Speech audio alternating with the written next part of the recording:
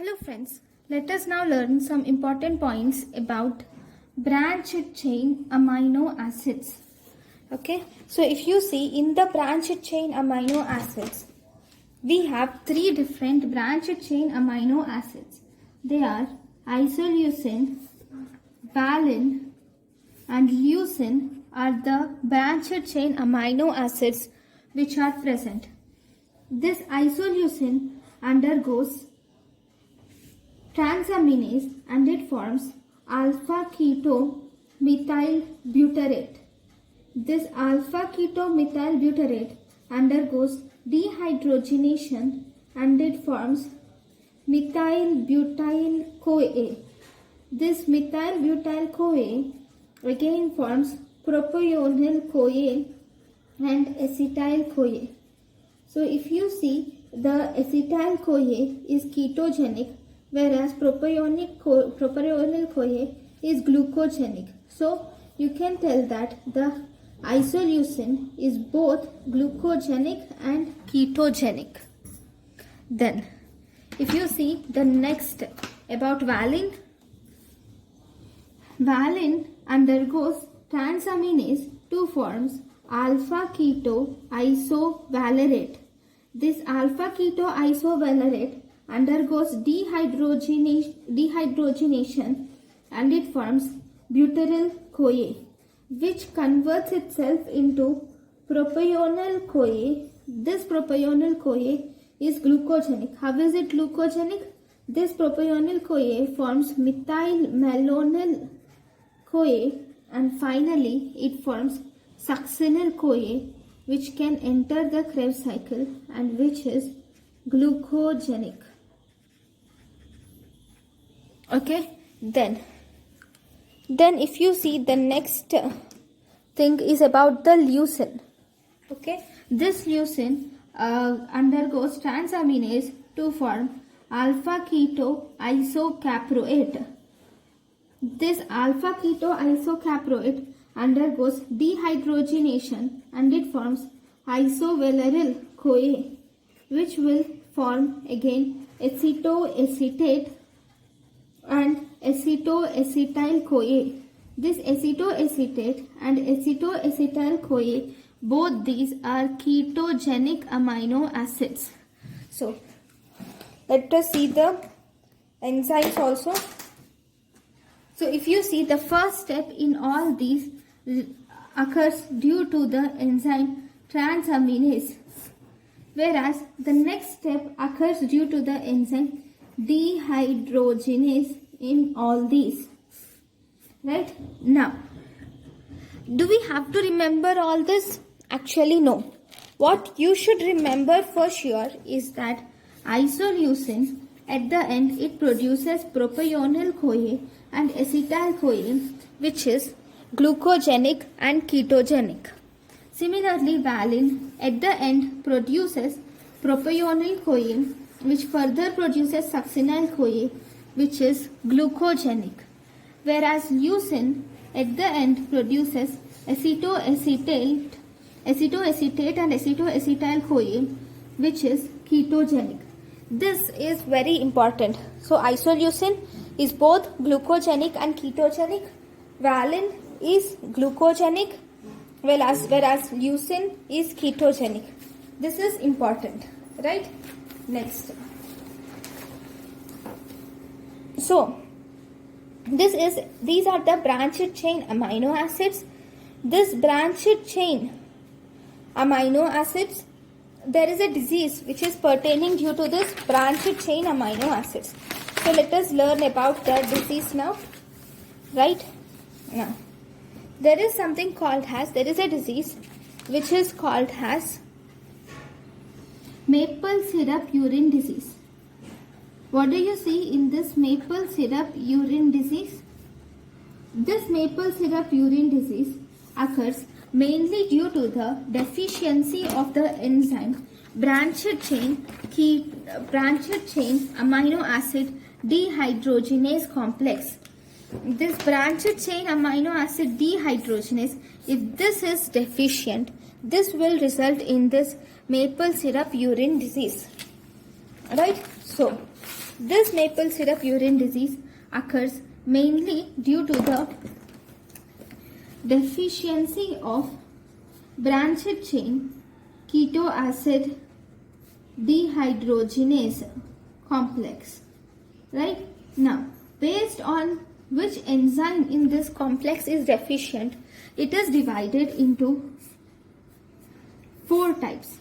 We have type 1A maple syrup urine disease, 1B, 2 and 3. Right. Type 1A is due to the defect in the gene E1 alpha, E1 beta, E2 and E3. Right?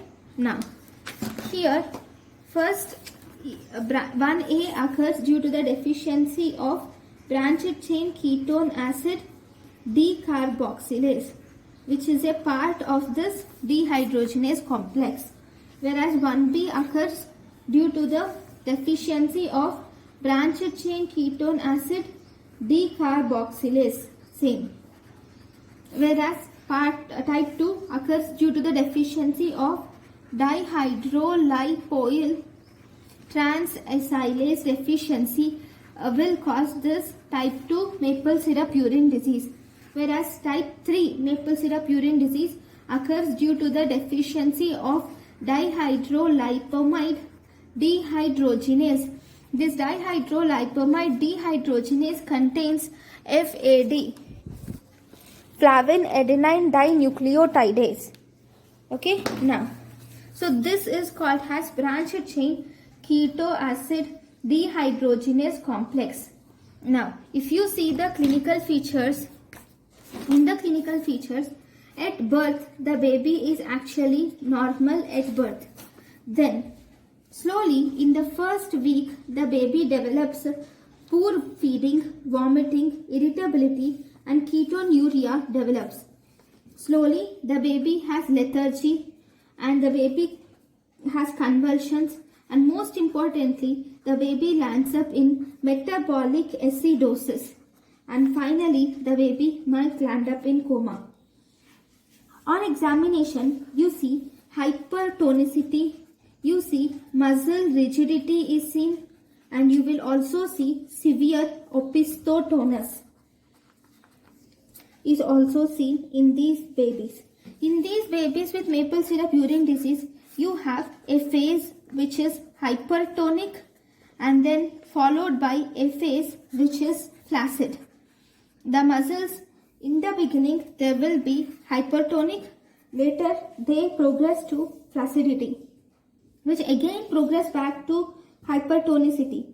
So there will be this phase will cycle back. Now here the baby also has repetitive movements of extremities are seen. And one important thing is there is maple syrup or burnt sugar odor is seen. You see burnt sugar odor is seen in urine, sweat, cerumen is seen. First you see this burnt sugar odor is seen in cerumen, that too in 12 to 24 hours. This burnt urine odor which you see in cerumen is actually the first sign which you see in these patients with maple syrup urine disease. Then there will be this smell in the urine also. This maple syrup smell in the urine occurs by 5 to 7 days. See, if you actually see this, by 12 to 24 hours after birth, we see maple syrup odor is seen. Then after that, the baby lands up in progressive coma, especially 48 to 72 hours. Then by 5 to 7 days, if you see, you will find the characteristic urine smell, that is maple syrup urine smell is seen by 5 to 7 days after birth. Right? Now, how are you going to diagnose this disease? Diagnosis is if you see urine 2,4, if you do this test, urine 2,4-dinitro 2,4-dinitrophenyl hydrazine test. This test actually detects ketonuria. If there is ketone bodies in urine, and if you add this dinitrophenol phenyl hydrazine test and ketone bodies in urine, then you will see there is yellowish white precipitate occurs at the bottom of the test tube. If you add this diphenyl hydrazine test, dinitrophenyl hydrazine compound to urine, if the urine contains ketone bodies, then you will see yellowish white precipitate, which indicates the presence of keto acids. Then you will also see increased levels of leucine, isoleucine, valine and alloleucine are seen. Then you should do genetic and enzymatic testing. Rothera's test can also find out the presence of ketone bodies in the urine. Then how are you going to treat it?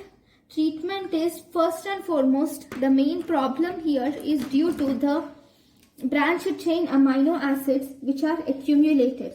So here you should do rapid removal of branched chain keto acids should be done. This removal can be done by either hemodialysis or you can also use peritoneal dialysis for this. The most common complication that occurs due to this is cerebral edema. This cerebral edema is actually treated with mannitol, which will cause absorption and thus decrease the fluid content in the cranium, and you can also give diuretics to decrease the cerebral edema. You should restrict the intake of branched chain amino acids. You should remove the branched chain amino acids from our blood by hemodialysis or peritoneal dialysis, and we should restrict the intake of branched chain amino acids. So this is about the maple syrup urine disease. Thank you guys for watching my lecture. Thank you.